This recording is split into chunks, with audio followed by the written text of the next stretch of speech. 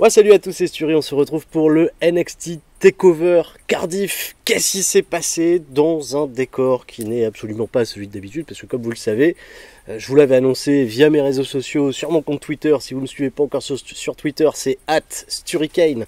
Vous êtes beaucoup, trop. Arrêtez, non, c'est pas la peine, c'est pas la peine. Mais bon, au moins vous êtes informés. Moi, j'en ai parlé également dans certaines des vidéos qui ont été diffusées sur C7.4. Je suis en vacances, voilà, je suis en vacances, période de réflexion, mais malgré tout, le catch lui n'est pas en vacances et je ne pouvais pas ne pas parler d'NXT TakeOver Cardiff. Alors oui, j'ai pas fait de Sturistradamus sur NXT TakeOver Cardiff, voilà. J'ai fait par exemple un Sturistradamus sur le Giant Climax et j'en ai pas fait de qu'est-ce qui s'est passé. Voilà, et je pense pas que j'en ferai. On en a longuement parlé avec Norbert lors du FRF Show, on l'a beaucoup couvert pendant ces salles catch FM. Et ça aurait été vraiment très très complexe d'en faire un qu'est-ce qui s'est passé sur Istradamus. Je tenais à le faire sur le Giant Climax pour vraiment vous inciter à voir l'un des tournois les plus prestigieux du monde du côté de New Japan Pro Wrestling. Je parlerai pas de NJPW Royal Quest, même si je l'ai vu à la télévision, je l'ai vu sur Fight TV. Et malheureusement, vous le savez, je n'étais pas présent en Angleterre. Alors que j'avais tout, hein, les places, tout était prêt. Voilà, mais j'y étais pas. J'y étais pas, question technique malheureusement. Mais j'ai tout suivi cette journée du 31 août, un peu fantastique. Et il y aura bien qu'est-ce qui s'est passé également sur All Out, qui sortira un tout petit peu plus tard sur la chaîne. Mais NXT TakeOver Cardiff, oui, je voulais en parler parce que ce show m'a littéralement... beaucoup fait plaisir, voilà, ouais, quand même, hein, que 5 matchs annoncés et un match impromptu. 6 matchs sur la carte, ça a duré 3 heures, si je dis pas de bêtises, 3 heures, ouais, 3 heures, en réservant quand même la grosse dernière heure quand même pour le dernier match, pour le main event. On va commencer directement, tranquillement, faire match par match, point par point. Avec le premier combat, l'opener, c'était Noam Dar qui affrontait Travis Banks. C'est un match que j'ai vu un petit peu plus tard, je l'ai vu après les autres, parce que sur le papier il m'intéressait moins et en termes de timing je voulais... bah voilà, celui-là je l'ai pris... je l'ai pris un peu plus tard. Je me suis dit, bon, il faut quand même que je le vois. Et c'était un chouette match. J'ai pas du tout été attentif aux différents épisodes en weekly d'NXT TV UK.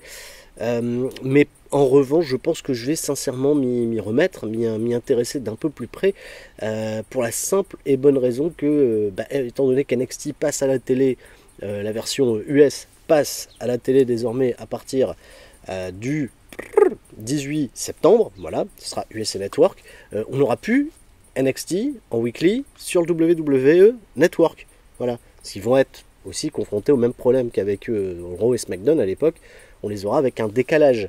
Donc NXT UK, ça va devenir, je pense, pour le WWE Network, un point d'attache. Il va falloir que les gens aillent regarder NXT UK. Tu vois, vraiment, il faut leur donner envie d'aller voir ça. Et c'était le show référence pour pouvoir le faire. Et on commence déjà, même tu vois, dans la mid-card, avec Travis Banks, Noam Dar. Je ne sais pas du tout quel était le programme entre les deux. Moi, je les vois cash poser une bonne leçon de combat. C'était un chouette match, un bon opener, avec une victoire plutôt solide en plus de Noam Dar, qui n'est pas un catcheur qui m'excite outre mesure, mais que je trouve en tout cas toujours propre dans ce qu'il fait dans le ring.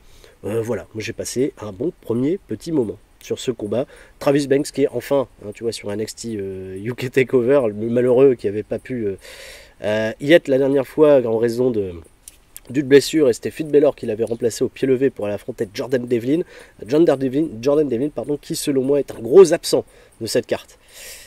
Ça me peine un peu, parce que vous connaissez mon amour pour le catcheur irlandais, ça me peine beaucoup de ne pas le voir sur cette carte. Mais bon, bon opener, voilà, je vais pas plus dans le détail, ça c'est bien pour ouvrir, tu vois, il y a eu des excellents openers, les 3 shows qu'on a eu pendant le 31 août ont tous eu des openers très solides, hein, voilà, buy-in, hormis buy-in, hein, voilà, la bataille royale féminine, j'en reparlerai dans l'out. Bon, NXT TakeOver UK Cardiff, continuons avec un match. Je dis pas de bêtises, c'était lequel? Oui, c'était le match impromptu. Cesaro qui était présent.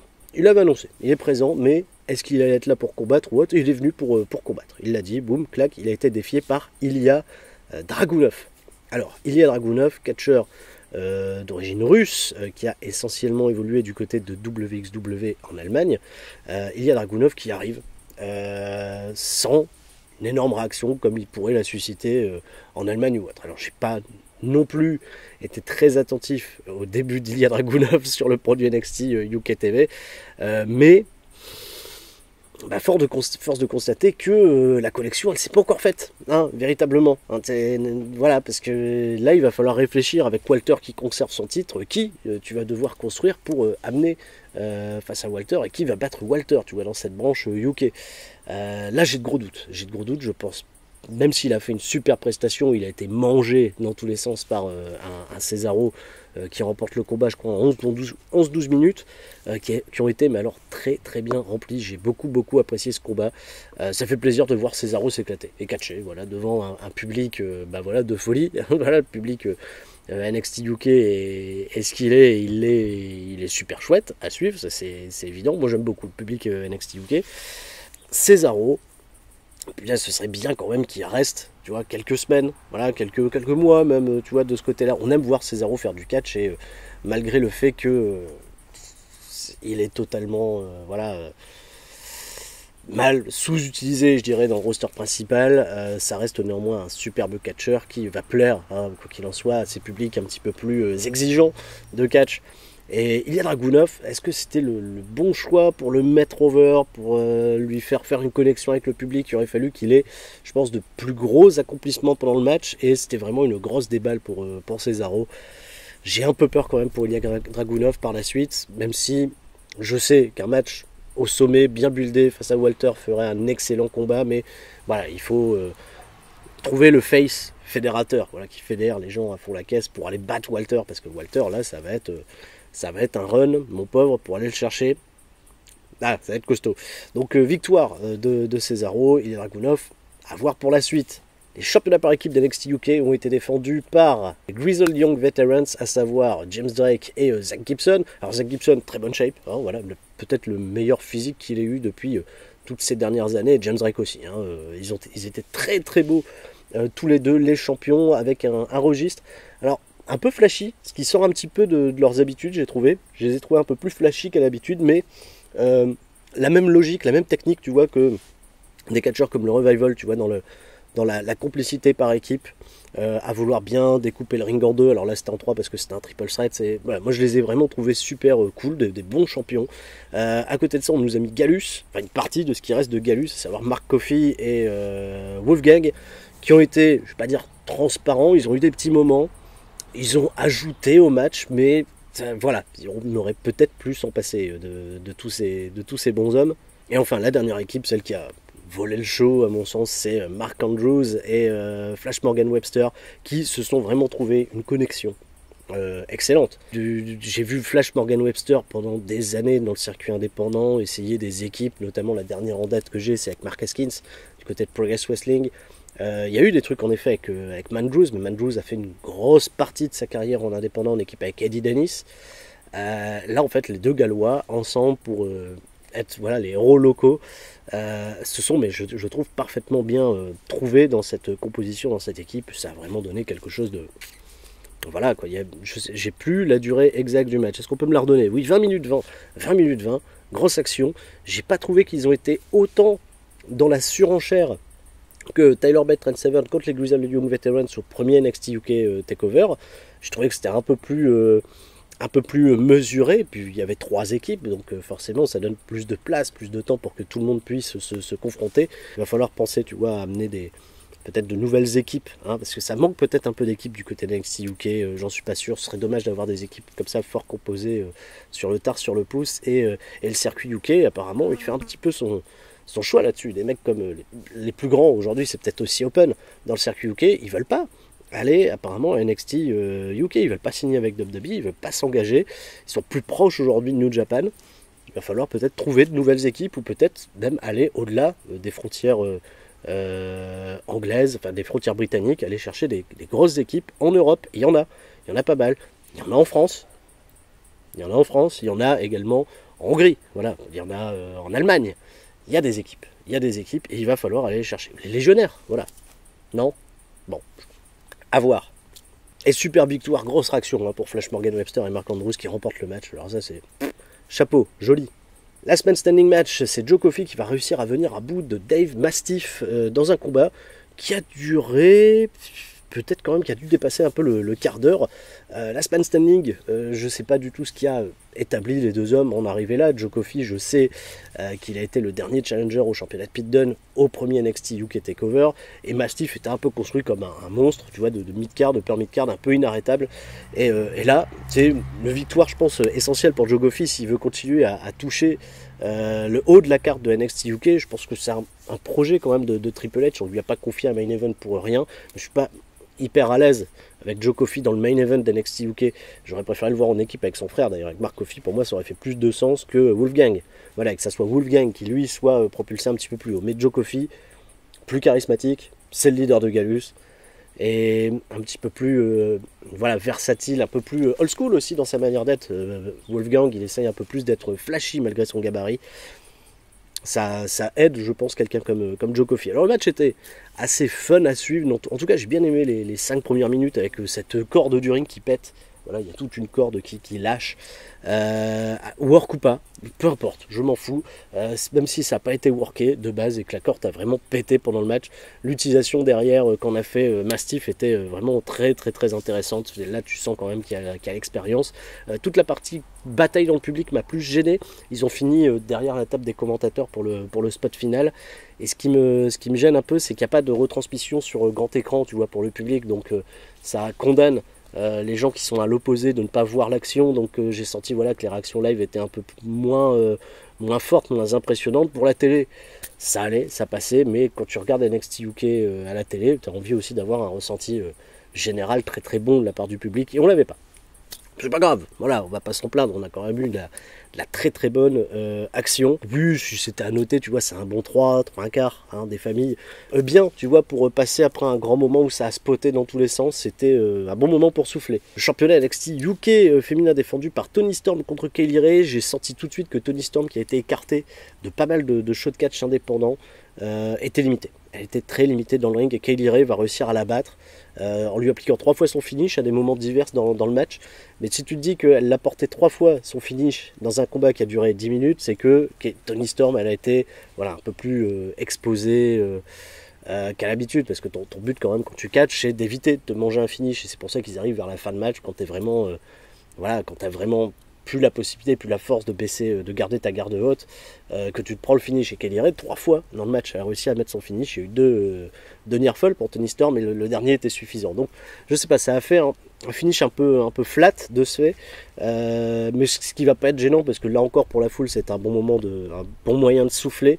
Kay Lee Ray va être la nouvelle championne NXT UK, et Toni Storm qui, voilà, malheureusement se blesse déjà 2 fois depuis qu'elle est sous l'habillage WWE. Est-ce que c'est bon signe pour la suite? Je sais qu'on a vu Tegan Nox dans le public, Tegan Nox qui pourrait peut-être prendre la place de Toni Storm en tant que babyface numéro 1. Toni Storm, bah, si ça tenait qu'à moi, en espérant qu'elle se blesse plus, j'irais l'amener vers le produit NXT principal, là où ça manque cruellement de babyface, fédératrice. Quoique là ils sont en train de réussir un truc un peu surprenant avec Rhea Ripley, mais ça j'amènerais Toni Storm à la télé, bien sûr, parce qu'on s'attend à ce que Toni Storm soit quand même une grosse star, même à l'échelle mondiale de WWE. Ce serait con de s'en passer, mais se blesse beaucoup quand même, hein, voilà, bon, on va voir. Mais ils ont besoin d'un gros roster féminin, et il y a déjà, à NXT quand ils passeront à la télé, et NXT UK ont déjà un immense, très très bon roster féminin. Donc Kay Lee Ray qui va se positionner là en tant que chef, et les filles vont lui courir derrière, des Dakota Kai quand elle reviendra, des Tegan Nox. Voilà, ça peut être intéressant, ça peut être très bien pour la place du produit. Enfin, le main event. Mes aïeux, Walter défend contre Tyler Bates. Il y a eu une superbe présentation, super clip explicatif. Alors ça, c'est de la partie que j'ai plus suivie d'NXT UK TV, parce que moi, ce qui concerne Walter, ça me rend un peu dingue. Ça fait 2 ans que le mec est au sommet du catch européen. Voilà, on lui a confié les rênes du truc, on lui a dit peut-être qu'un jour, enfin WXW il l'avait compris depuis longtemps que Walter en haut de sa carte C'était le truc qui allait accrocher un maximum. Et les autres promoteurs ont commencé à le comprendre par la suite sur le circuit UK. Ils l'ont compris, la PWG, ils l'ont super bien compris quand Walter était champion là-bas. Aux États-Unis, il y a eu ce match contre. Je pense que oui, c'est peut-être ce match contre PCO qui a mis sur la carte PCO, qui l'a ramené il y a 1 an et demi lors du WrestleMania Weekend au Joey Janela Spring Break. Mais ça a mis aussi Walter un peu plus sur la carte. Tu vois, tu t'es dit, qu'est-ce que c'est que ces mecs quoi. Voilà, c'est bon, ok. Et Walter, en tant que champion, indétrônable, c'est très très sérieux, mais vraiment très très sérieux. Et ça a créé, quand Walter tombe, ça crée des moments qui sont mémorables. Et dernier souvenir, je pense que c'est peut-être même sa dernière défaite en date pour un championnat. Ça remonte à OTT, Over the Top Wrestling en Irlande, contre Jordan Devlin. Paye ta réaction. Ça a fait une réaction dans le public qui était folle, avec une construction et tout. Et puis il est super adaptable à plein de programmes, plein d'histoires. Et là en plus, ils sont partis sur un peu les débuts de Rick Camp. Dans l'écriture de WWE, on remplace juste Tim Thatcher par Fabian Hackner dans ce clan qui s'appelle Imperium, qui est un gros clan de heel, un gros clan d'Allemands, d'Autrichiens bien vénères, hein, qui râlent. Et en face, tu avais British Strong Style, qui était un peu les intouchables, avec Trent Seven, Tyler Bate et Pete Dunne. Donc Pete Dunne est le premier à être tombé, Trent Seven est tombé un petit peu plus tard dans les trucs TV, Tyler Bate n'était pas encore tombé. Tyler Bate qui revient, qui revanchard, qui va attaquer pendant les weekly Walter avec une paire de claquettes, tranquille. Le mec en sandales, il est bien. Tyler Bate, bim. Walter, bim. Tyler Bate, Walter, ça s'est déjà fait l'année dernière à Wembley pour le compte de la Progress, pour leur plus gros show de l'année. Ça a fait un main event que j'avais trouvé sublime. Sur la chaîne CSL 4, j'avais frôlé, mais vraiment frôlé de peu, l'intégration dans mon top 10 des meilleurs combats de l'année. Donc je me suis dit, comment ils vont réussir à faire mieux que ça? Et ben voilà, 43 minutes plus tard, c'était fait. Hein.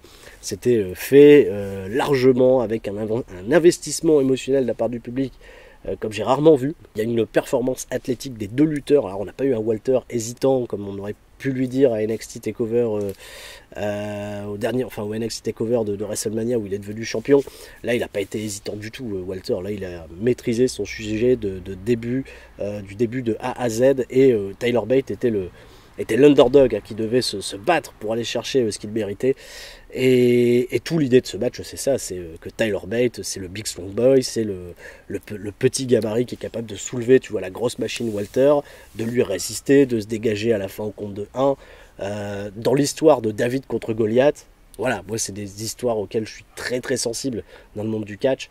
C'est super et il y a un potentiel, un avenir monstrueux potentiellement qui peut se dessiner pour Tyler Bate, peut-être pas au sein des rosters principaux, hein, où ça peut-être Vince McMahon n'est pas très bien les exploiter ces trucs là. Je sais pas si Tyler Bate peut créer la même connexion qu'il peut avoir avec le produit NXT UK, mais oui, là pour le Royaume-Uni, pour la Grande-Bretagne, c'est une star. Tyler Bate, c'est une grosse star, c'est très très fort, c'est très très bien ce qu'il réalise.